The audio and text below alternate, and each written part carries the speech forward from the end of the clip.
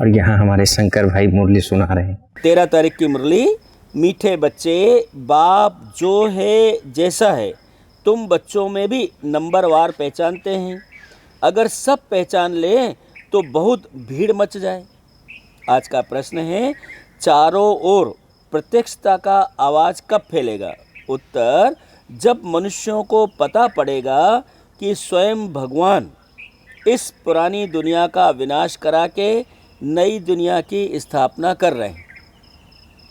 दूसरी पॉइंट, हम सबकी सद्गति करने वाला बाप हमें भक्ति का फल देने आया है। आधा कल्प से भक्ति करते रहे ना, वो भक्ति का फल देने आया है। ये मालूम पड़ जाए तो भीड़ मच जाए, यह निश्चय हो जाए तो प्रत्यक्षता हो जाए, चारों ओर हलचल मच जाए। आज का गीत है, जो पिया के साथ है उसके लिए ज्ञान की बरसात है। एक ही बाबा लेसन देते हैं, मन मना भव, याद में रहो, पवित्र बनो और कोई पाप मत करो। अंधों की लाठी बने हैं, हमसे कोई पाप तो नहीं होता है, पुण्य का काम करते हैं, अंधों की लाठी बने हैं, ये अपने से पूछना है। बाप कहते हैं मन मना भव, यह भी पूछना होता है कि मन मना भव किसने कहा? वह लोग तो कहेंगे कृष्ण ने कहा। अब तुम मानते हो परम पिता परमात्मा शिव ने कहा, वो लोग तो कहेंगे कृष्ण ने कहा, और तुम जानते हो कि ये शिव बाबा ने कहा। रात दिन का फर्क है। जो शिव जयंती के साथ है तो शिव जयंती के साथ है गीता जयंती, गीता जयंती के साथ फिर कृष्ण जयंती, शिव जयंती, गीता जयंती, फिर कृष्ण जयंती। तुम जानते हो हम भविष्य में प्रिंस बनेंगे, बेगर टू प्रिंस बनना है। यह एम ऑब्जेक्ट ही राजयोग की है, बेगर टू प्रिंस, ये एम ऑब्जेक्ट है राजयोग। तुम सिद्ध कर बताओ कि गीता का भगवान श्री कृष्ण नहीं था, वह तो निराकार था, तो सर्वव्यापी का ज्ञान उड़ जाए। वह तो निराकार था तो सर्वव्यापी का ज्ञान उड़ जाए। सर्व का सद्गति दाता पतित पावन बाप है, कहते भी हैं कि वह लिबरेटर है, फिर सर्वव्यापी कह देते हैं। जो कुछ बोलते हैं समझते नहीं है। धर्म के बारे में जो आता है बोलते रहते हैं। मुख्य धर्म है 3। देवी देवता धर्म तो आधा कल्प चलता है। तुम जानते हो बाप ब्राह्मण देवता क्षत्रिय धर्म की स्थापना करते हैं, यह दुनिया नहीं जानती। वह तो सतयुग को ही लाखों वर्ष कह देते हैं। आदि सनातन देवी देवता धर्म है सबसे ऊंचा, परंतु यह अपने धर्म को भूल इररिलीजियस बन पड़े हैं। सनातन धर्म वाले ही अपने धर्म को भूलकर इररिलीजियस बन पड़े हैं। क्रिश्चियन लोग अपने धर्म को नहीं छोड़ते। वह जानते हैं क्राइस्ट ने हमारा धर्म स्थापन किया था। इस्लामी, बौद्धी, फिर क्रिश्चियन, यह है मुख्य धर्म। बाकी तो छोटे छोटे बहुत धर्म हैं। इस्लामी, बौद्धी और क्रिश्चियन, यह है मुख्य धर्म। कहाँ से वृद्धि हुई यह कोई नहीं जानता। मोहम्मद को अभी थोड़ा समय हुआ है, इस्लामी पुराने हैं। मोहम्मद को 1400 साल हुए हैं, इस्लाम को पूरा 2500 साल हो गए। अपना भिन्न भिन्न धर्म, भिन्न भिन्न नाम हैं तो मूंझ गए हैं। यह भी नहीं जानते कि मुख्य धर्म शास्त्र ही 4 हैं। इसमें डिटिज्म, ब्राह्मणिज्म भी आ जाता है। देवता धर्म भी और ब्राह्मण धर्म भी आ गया। ब्राह्मणों से देवता, देवता सो क्षत्रिय, यह किसको भी पता नहीं है। ब्राह्मण से देवता, देवता से क्षत्रिय, ये किसको पता नहीं है। गाते हैं ब्राह्मण देवताय नमः। परम पिता ने ब्राह्मण देवता क्षत्रिय धर्म की स्थापना की। अक्षर है परंतु पढ़ते ऐसे हैं जैसे तोते, समझते कुछ भी नहीं, बोलते रहेंगे। यह है कांटों का जंगल। भारत गार्डन ऑफ फ्लावर था, यह भी मानते हैं, परंतु वह कब, कैसे, किसने बनाया परमात्मा क्या चीज है यह कोई नहीं जानते, तो आर्फन हो गए ना। इसलिए यह लड़ाई झगड़े आदि हैं, सिर्फ भक्ति में खुश होते रहते हैं। अब बाप आए हैं सोजरा करने, उजाला करने, रोशनी देने, सेकंड में जीवन मुक्त बना देते हैं। ज्ञान अंजन सतगुरु दिया, अज्ञान अंधेर विनाश। अभी तुम जानते हो हम सोजरे में हैं, हमें रोशनी मिल गई है, लाइट में आ गए हैं। बाप ने तीसरा नेत्र दिया है, भल देवताओं को तीसरा नेत्र दिखाते हैं परंतु अर्थ नहीं जानते। खास तो शंकर को यहां दे रखा है तीसरा नेत्र। वास्तव में तीसरा नेत्र तुमको है, खाया देवताओं को, लेकिन बाबा कहते हैं वास्तव में तुमको। वास्तव में तीसरा नेत्र तुमको है, उन्होंने फिर दे दिया है देवताओं को। गीता में ब्राह्मणों की कोई बात नहीं है, उसमें तो कौरव फिर पांडवों की आदि की लड़ाई घोड़े गाड़ी आदि में लिख दी है। कुछ भी समझते नहीं, बाबा कहते कुछ भी नहीं समझते। तुम समझाएंगे तो कहेंगे तुम शास्त्रों को नहीं मानते हो। तुम कह सकते हो हम शास्त्रों को क्यों नहीं मानते, फिर बाबा आगे क्या शब्द बोलते हैं, हम जानते हैं, मानते नहीं है, जानते भी हैं, मानते भी हैं और जानते भी हैं।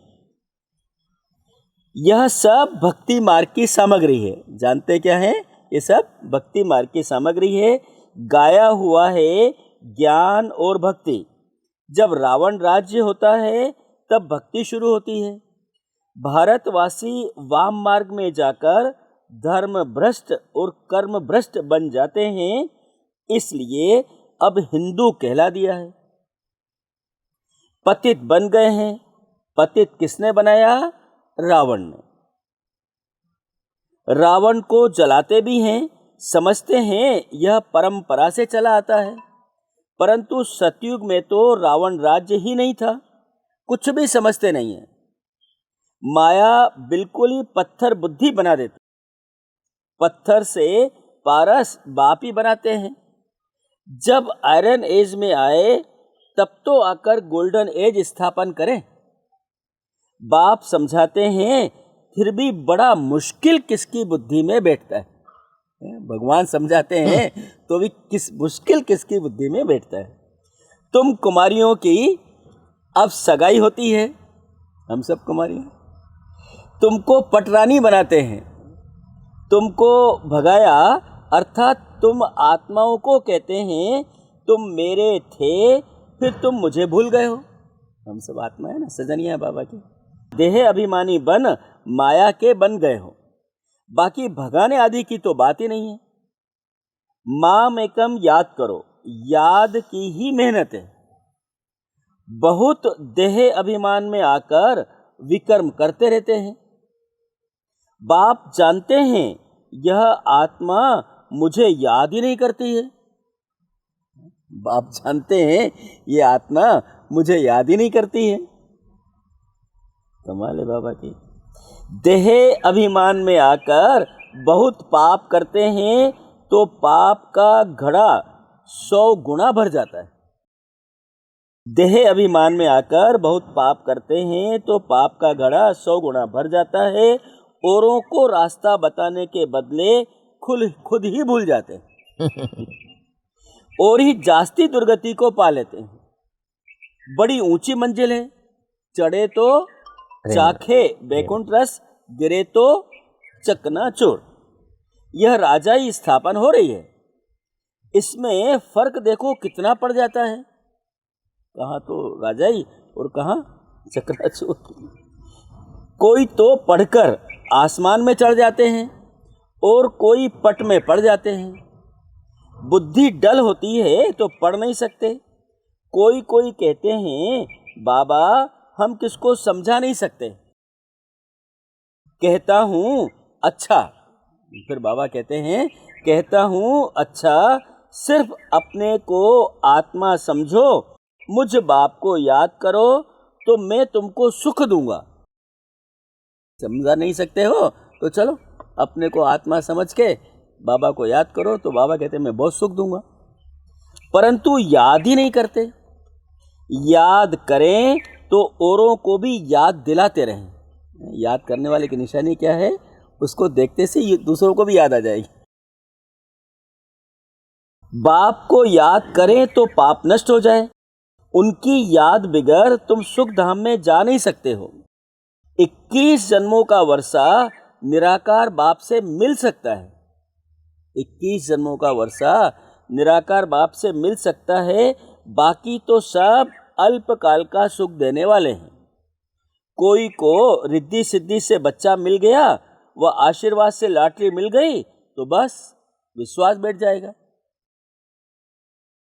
कोई को 2-4 करोड़ का फायदा हो जाएगा, बस बहुत महिमा करने लग पड़ेंगे। परंतु वह तो है अल्पकाल के लिए, 21 जन्मों के लिए। यहाँ तो 21 जन्मों की बात है। ये तो एक जन्म में 2-4 करोड़ मिल गया, वो भी कब खत्म हो जाएगा, कहाँ चला जाएगा, कैसे, कुछ पता नहीं। लेकिन यहाँ तो बात है 21 जन्मों के लिए। हेल्थ वेल्थ तो तुम बच्चों को मिलती है, उनको तो नहीं मिली जिनको 2-4 करोड़ का फायदा हो गया। परंतु वह तो सब अल्पकाल के लिए है।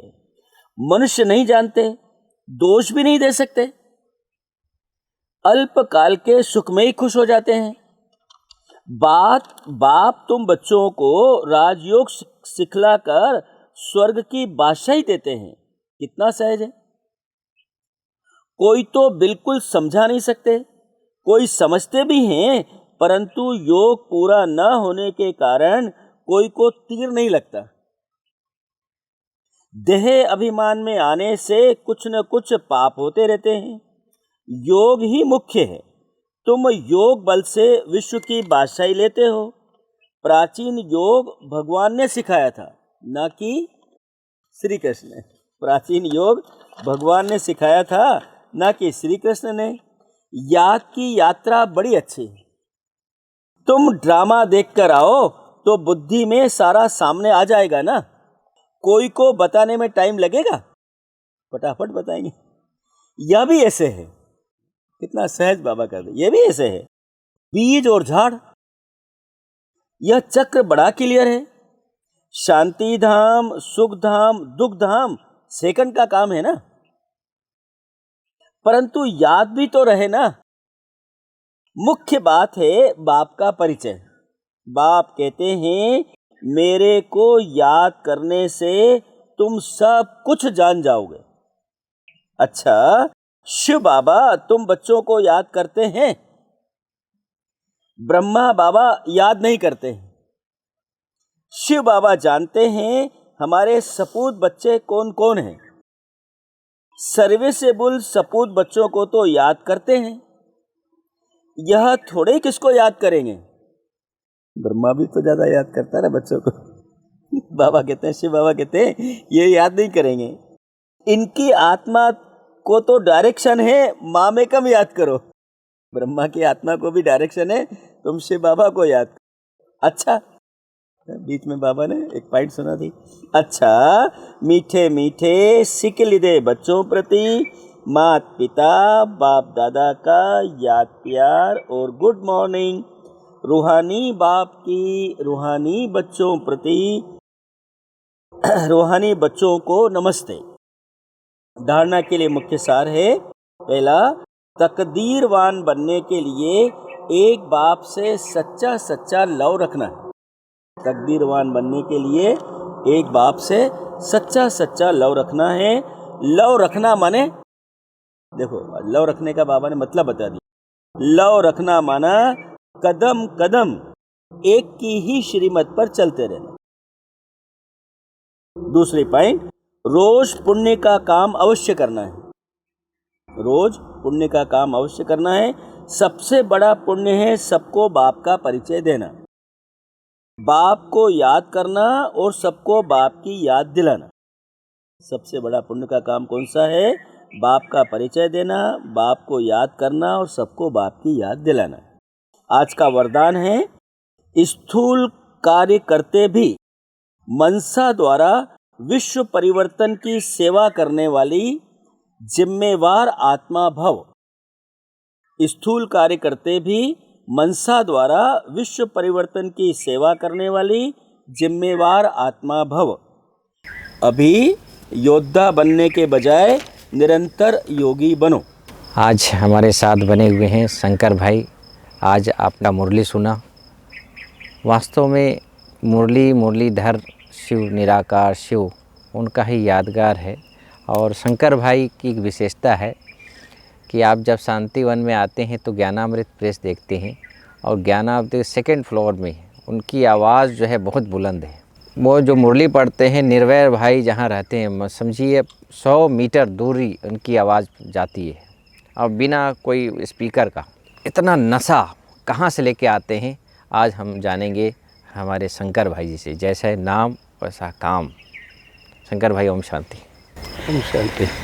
शंकर भाई ये बताएं कि इतनी एनर्जी आप कहाँ से लेके आते हैं, इतना उमंग उत्साह, ऐसा 365 दिन में एक दिन भी मिस नहीं होता है आपका मुरली सुनाना। ये सोर्स ऑफ एनर्जी कौन है भाई? जो सोर्स ऑफ एनर्जी है शिव बाबा, उसको याद करते रहने से ही एनर्जी आएगी। तो हम तो बचपन से ही बाबा के बन गए और हमने तो कभी सोचा ही नहीं कि हमारा कौन है। हम बाबा के हैं, बाबा हमारा है, तो बाबा एनर्जी देता रहता है। कभी सोचा भी नहीं हमने।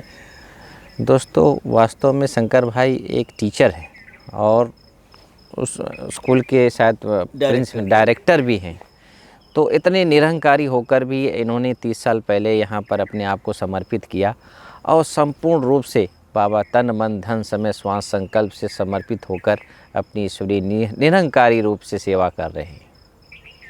इतनी एनर्जी परमात्मा बाबा के ऐसे छुपे छुपे रतन को देते हैं। हमारे शंकर भाई इंदौर से हैं।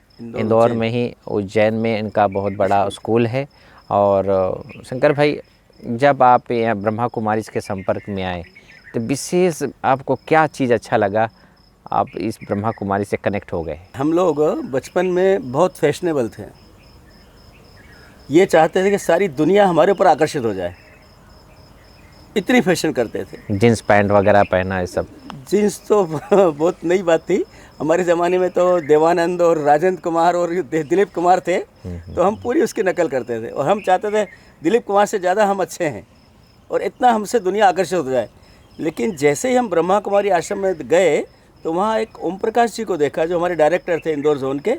एकदम सिंपल सफ़ेद कुर्ते पजामे में, और इतना आकर्षण उनके अंदर था, इतना मैग्नेट था।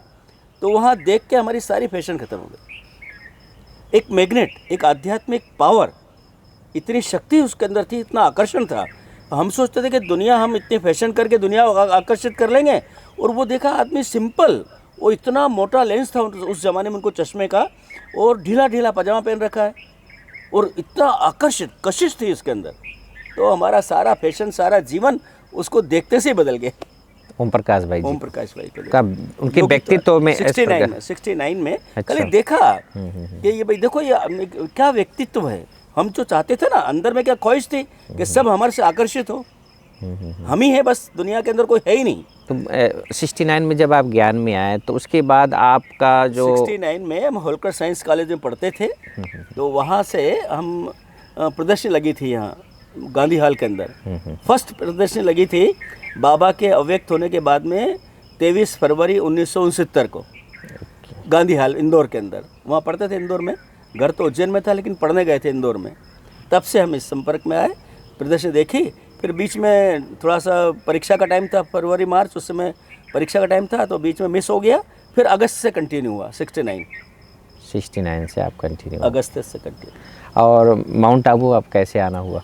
माउंट आबू में तो हमारे को आत्म प्रकाश जी ने पकड़ा।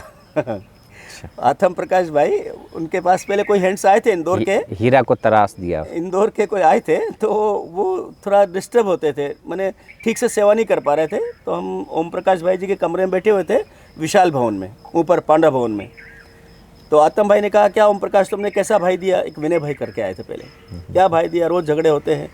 तो कहा शंकर को ले लो। और आत्म प्रकाश भाई पहले से प्लानिंग करके आए थे, दादी से मिल के आए थे कि चलो दादी के पास में। भाई जी ने कहा ना कि शंकर को ले लो, तो आत्म प्रकाश भाई सीधे आए दादी के पास में, चलो दादी के पास में। कहा क्यों? भाई जी ने कहा, बोले नहीं चलो दादी के पास में। तो वहाँ दादी के पास ले गए, बोले दादी मेरे को शंकर की ज़रूरत है। तो ओम प्रकाश भाई कहते हैं नहीं नहीं दादी, इसका बड़ा स्कूल चलता है, ये स्कूल का डायरेक्टर है।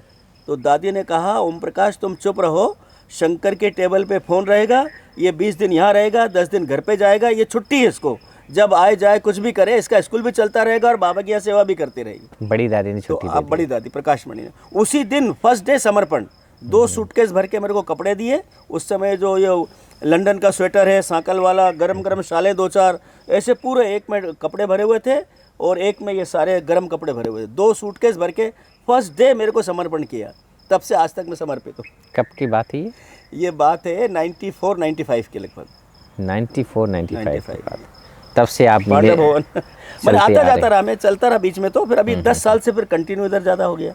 अच्छा, पहले तो 10 साल क्योंकि स्कूल चलता था ना बड़ा, वो भी देखना तो पड़ता। स्कूल को देखता रहा, आता जाता रहा। बीच में जैसे दादी का आज्ञा थी भाई 20 दिन इधर रहेगा, 10 दिन उधर रहेगा, तो कभी कभी मैं 2-2 महीने चला जाता था, कभी 2 महीने इधर रह जाता था। शंकर भाई आपके अंदर में एक विशेषता देखी हमने कि आप सदैव खुश रहते हैं, मुस्कुराते रहते हैं, अपने आप में मस्त रहते हैं। ये क्या भी अंदर एक- में क्या चिंतन आपके चलते ये हैं? भी एक चिंतन नहीं, ये तो एक सबसे बड़ी बात ये है कि देखो भगवान हमको मिला, दुनिया जिसको ढूंढ रही है भगवान मिला। और कहते भी ना पाना था जो पा लिया, अब बाकी पाने का क्या रहा। तो जब पाने का कुछ रहा ही नहीं है, अंदर में संपन्न है, तो फिर खुशी क्यों नहीं रहेगी। और वैसे भी स्थूल सूक्ष्म भगवान ने इतना दिया है कल्पना से ज़्यादा, इसलिए हमको कभी किसी चीज़ की चाहत ही नहीं रहती है। जहाँ किसी को इच्छा होगी तो उसको थोड़ा सा अंदर में कुछ लगेगा भी सही। ना हमें कोई इच्छा है ना कोई अच्छा लगता है, भगवान सबसे अच्छा लगता है। दोस्तों मैं एक चीज़ बहुत अच्छी बात बताऊं, मैंने शंकर भाई को कितने बार रिक्वेस्ट किया कि आप अपना समय निकाल कर आए। आज हमारे सम्मुख ड्रामा अनुसार मिल गए और मुरली सुनाते हुए, तो हमारा सौभाग्य है कि आज हमने मुरली भी सुना और इनके अनुभव भी जानकारी प्राप्त हुई। लास्ट चलते चलते एक लास्ट क्वेश्चन, ये बताएं आपकी दिनचर्या क्या है? सुबह 3:30 बजे उठता हूँ और 3:30 बजे उठने के बाद मैं पानी पीता हूँ 2 गिलास और स्नान कर लेता हूँ। सुबह 3:30 बजे स्नान करके 4 से 5 योग में जाता हूँ और 5 बजे के बाद में फिर ये मुरली सुनाता हूँ। मुरली सुनना से फिर रिकॉर्ड करके और सारे दुनिया में इसको भेजता हूँ, सेवा करते ही अभी। फिर इसके बाद में जैसे वॉकिंग करना होता है, वॉकिंग करके तैयारी करके स्नान करके क्लास में जाते हैं। क्लास के बाद नाश्ता पानी जो सबकी दिनचर्या होती है। नाश्ते के बाद में फिर हम लोगों को सेवा ज्ञान सरोवर की मिली हुई है, तो कभी वहाँ चला जाता हूँ, कभी यहाँ सेवा करते रहते हैं। शाम को फिर योग हमारा फिक्स है, 6:30 से 8 योग में जाना है। मेरे जीवन की 3 बातें मुख्य फिक्स, आज तक लाइफ में कभी मिस नहीं हुई है। एक तो अमृत वेले का योग, दूसरा क्लास, कहीं भी रहूँ कैसे भी रहूँ कभी क्लास मिस नहीं करना है, और तीसरा नुमा शाम का योग। और चौथा भी एक बात हो गई आजकल कि बाबा से गुड नाइट करके बिना नहीं सोना, कभी बिना गुड नाइट किए कभी सोना नहीं। बाबा को पूरा रात को चार्ट देना, सुबह उठ के गुड मॉर्निंग करना, रात को गुड नाइट करना, ये दिनचर्या के मुख्य 4 विशेष लाइफ, जिससे मेरी लाइफ अभी तक निरंतर कंटिन्यू चली आ रही, और निर्विघ्न चल रही है। निर्विघ्न चल रही है। आज का ऐसे बाबा के बगिया के फूल आपके साथ हम फिर एक बार नई बाबा के बगिया को फूल को आपके सामने पेश करेंगे। तब तक के लिए ओम शांति।